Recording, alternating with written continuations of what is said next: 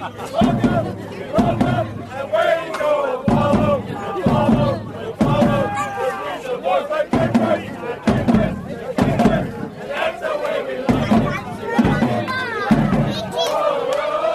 to Richmond Kickers Weekly. I'm your host for this week, Taylor Rockwell. Joining me on the other end of the line, I've got Richmond Kickers head coach David Bulow. David, thank you very much for taking the time on what has been, I'm sure, a very busy week for you. Anytime. So you had Greenville last Saturday, then you had North Texas midweek. Now you've got Forward Madison coming to town this Saturday evening. How busy of a week has it been in terms of preparing for basically 3 games in 7 or 8 days? Yeah, we haven't gone in as much depth for Dallas, North Texas, and Madison, just because of the short week. But, the spirits are good. We rotated quite a bit in Texas, so we feel we're fit. Everybody's determined. We understand what's on the line this weekend. So it's gone as well as it could, I guess is the answer I'll give you. Let's talk about that for a second then, because you get the win at home to Greenville, then you fall on the road to North Texas. I'm guessing you all would have happily taken a point in Texas. What was the game plan heading into that match, given the fixture congestion, and then how did you have to adjust it when they scored inside the first minute? It's whenever a team scores in the first couple minutes, the only reaction you have as a coach is, because it's just, any preparation you have seems to change. Whether, I think back to Tormenta when we can see that free kick goal. Great goal for Mikey, but it's a great goal. But it was like, okay, yeah, but there's still a lot of the game left. I guess the game plan shouldn't change, but that early, it's kind of like you wonder what is the psychological damage to the players. It doesn't change the game plan at all. We still have 89 minutes to try to sort it out. And I think we had a good enough reaction. I don't think we were very good in the first half. But the thing about our recent run of form and the hard part as a coach is, we've got a lot of healthy guys, but we're also winning. So you have to find this balance as the coach of, okay, do you change a winning team? Probably not. But then you have a bunch of guys that are like, I want to play. So the nice thing about this congestion is we give guys an opportunity. We made 6 changes in the starting lineup. You give a guy, okay, you want a chance? Here's your chance. And so it's frustrating to go down, but I think it's just the motivation is to, kind of work your way back in the team or, continue the progress. You're right. 100% we would have taken a point, but we also believe so much in ourselves. We were there to win. It looked like we weren't trying to sit back and try to counter them or hope something went our way. And obviously that first goal doesn't help, but we were there to win. And I think we had a decent game plan. It's just frustrating that, you concede after 18 seconds. Yeah. It's stunning.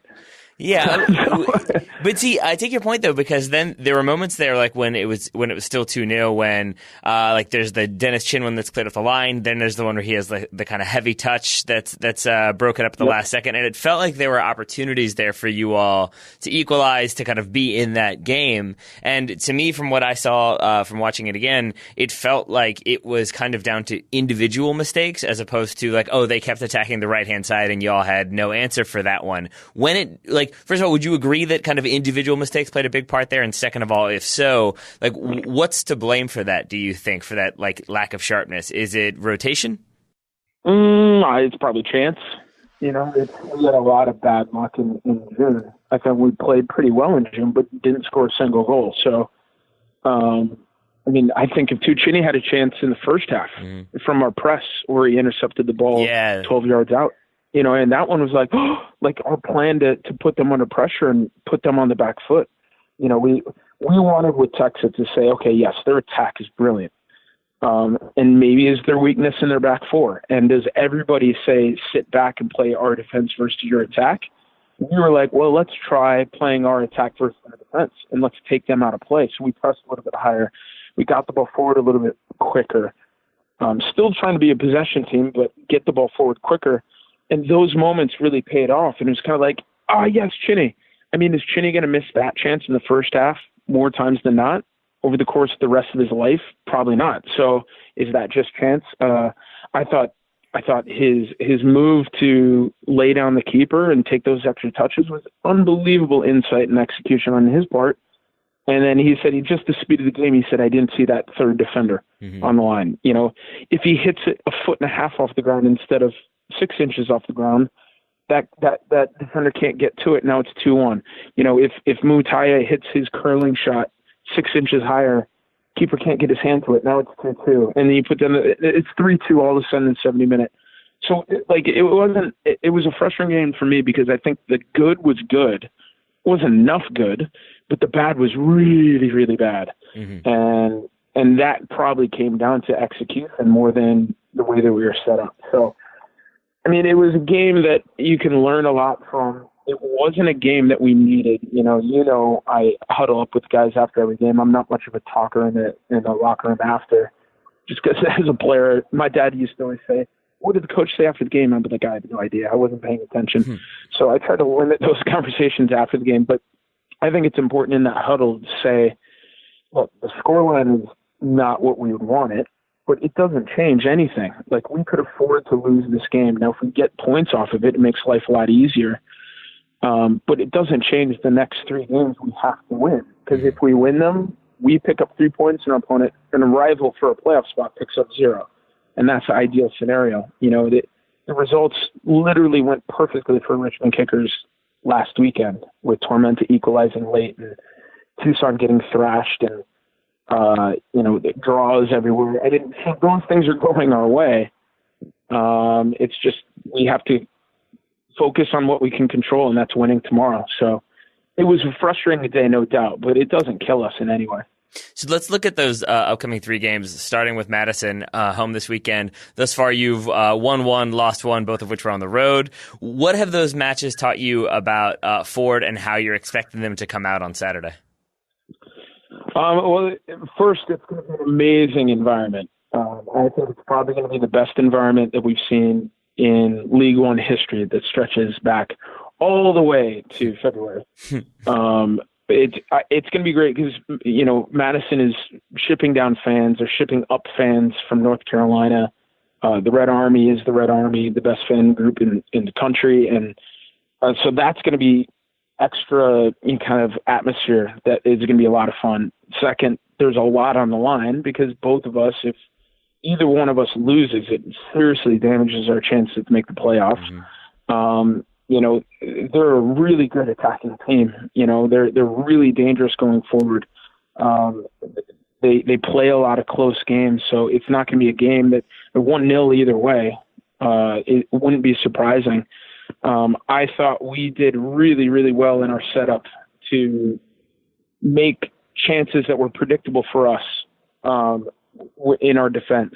If you looked at the chance map, they had loads of chances from outside the box. None of them were on target. I think defensively we're really organized and right there. The second game was tough because of the suspensions with Wahab and Matt Bolduc. That made it challenging, but Maxi's goal that he scored just before halftime was close to being onside. If that goes in, that changes the dynamic of the game. And we put them under a lot of pressure the last 15 minutes. So we know it's going to be an even game. It's going to be fun. It's 2 experienced teams with really experienced roster, and we're both in decent form. I hope that our advantage being at home is going to be the difference in getting us 3 points. So it's going to be tight. They're really dangerous in attack, and it's going to be a fun game for sure. Yeah, to your point, they're 5th in goals in the league right now, but number 2 in shots. They've taken 316 shots this season. The Kickers, I think, are last in the league in shots right now. So with those 2 numbers in mind, do you think we'll see more of a kind of defensive sit and counter approach from you all, or as we saw against North Texas, do you think we might see some pressing and some more kind of direct attacking play? I would like to hope that we move the ball quickly enough. We did a really good job of the speed of our possession in Tormenta. It's fallen off the last couple weeks, which is frustrating, but we're highlighting that to the guys. Training today was exceptional. I mean, we were really switched on today. Some really good moves, some good goals scored in training. So hopefully that's a sign of comfort tomorrow. Yes, we are last in shots, but I bet if you dug deeper and looked at our expected goals compared to the rest of the league, we're nowhere close to last. So I think those are intentional numbers. We don't put a lot of crosses in. We don't shoot a lot from distance because kind of what's the point? I mean, you shoot to score. You want to get yourself in a position that gives you the best chance to score. I mean, Gallardo had that one from distance not too long ago. I'm all right with shooting from distance if it's Joe taking him, maybe. Yes, exactly. But his expected goals, algorithm is much different than the rest of the league one. So, but I mean, I don't know. We've changed our perspective on stats, namely possession and number of passing, and shots are another big one. We might have lost the shot, battle 17-8, but our shots from inside the box or shots on target was more equal or superior to our opponents, and that's more important to us at this point right now. All right. So, and then against Madison, I'm assuming you all are aiming for the 3 points. Against Tucson and Chattanooga, probably the same. Right now, you've 1-1, drawn 1 against Tucson, 1-1, lost 2 against Chattanooga, playing at least 2 of those on the road. What are your expectations in terms of points for those 2 matches, knowing, as you've said, that you need to kind of get as many as you can in these remaining 5 games? We need to get 9 points from the next 3. Okay. So my wife hates this phrase. This and half chance. She really hates the term half chance for some reason. So I use it around her as much as possible. But these are 6-pointers, and we have to win these next 3. I think that's clear. If we don't win one of these 3, even a draw, we need a lot more help than if we win it. I think if we win the next 3, I think we can control our own destiny.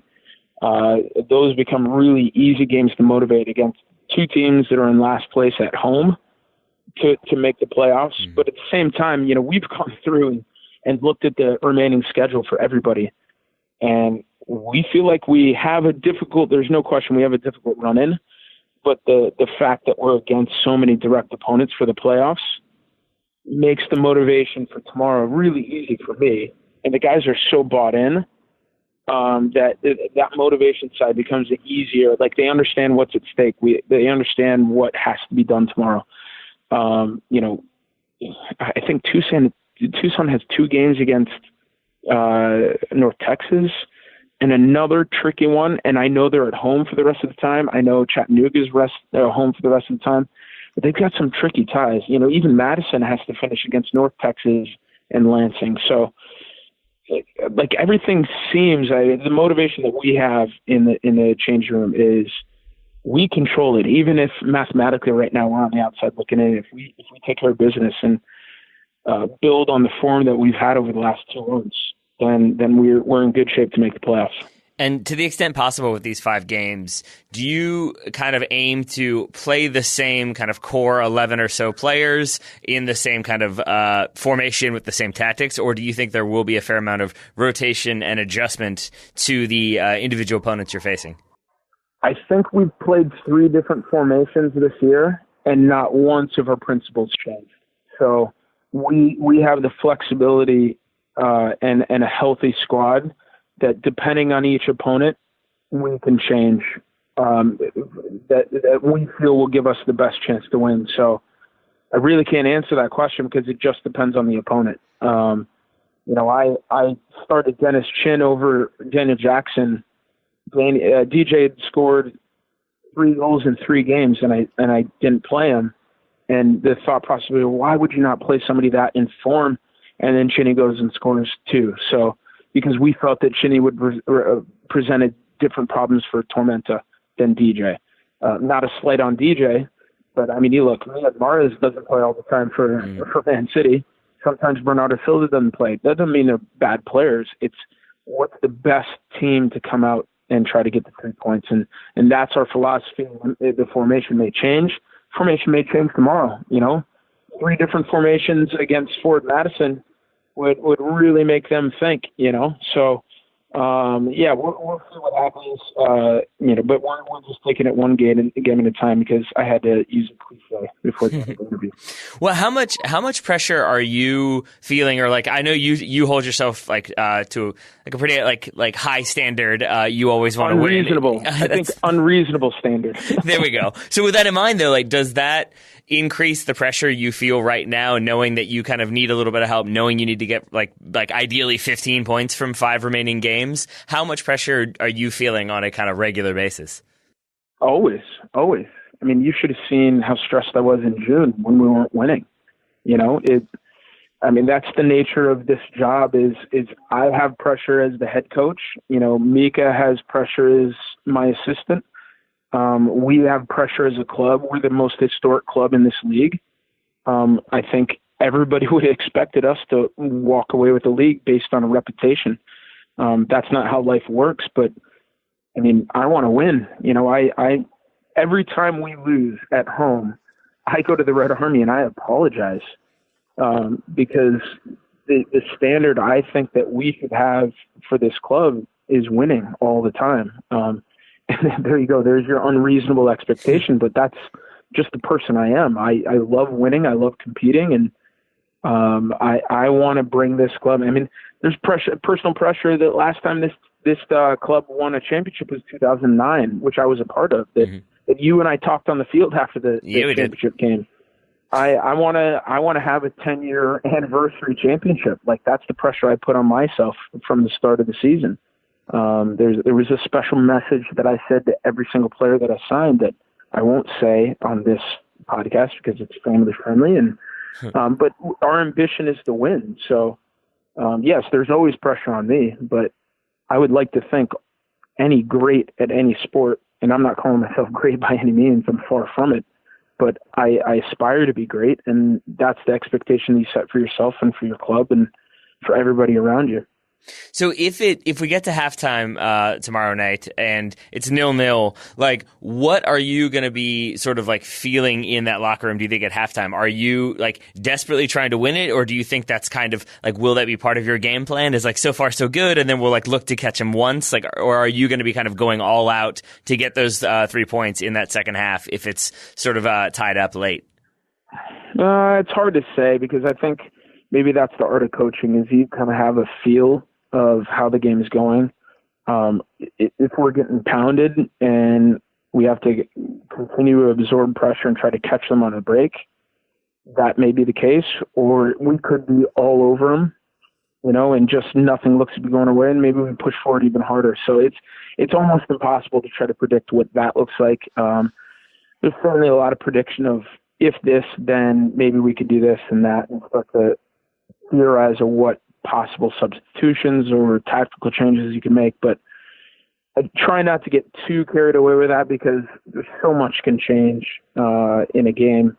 Against Texas, I was not pleased with our performance and the continuity of our performance, and so I used some colorful language and told them I was not happy, and it seemed to work. And we played much better in the first 25 minutes of the second half before we conceded the third goal, and then it was kind of, this isn't going to happen for us today. So it's hard to tell. I'm not much of an angry person. I'd rather give them useful information to kind of improve their performance. But it's almost impossible to say. Right. Hopefully we're up 3-0 and then it's just shut up shop. There we go. Hold on. And hopefully it's happy, colorful language as opposed to frustrated, colorful language. Let's go for that. All right. Well, David, I know, as you said, you've got a lot going on. You feeling the pressure, so I don't want to take up too much of your time. I want to allow you to relax this evening to prepare for tomorrow. But I appreciate you taking the time to chat with me. Anytime. Thanks, Taylor.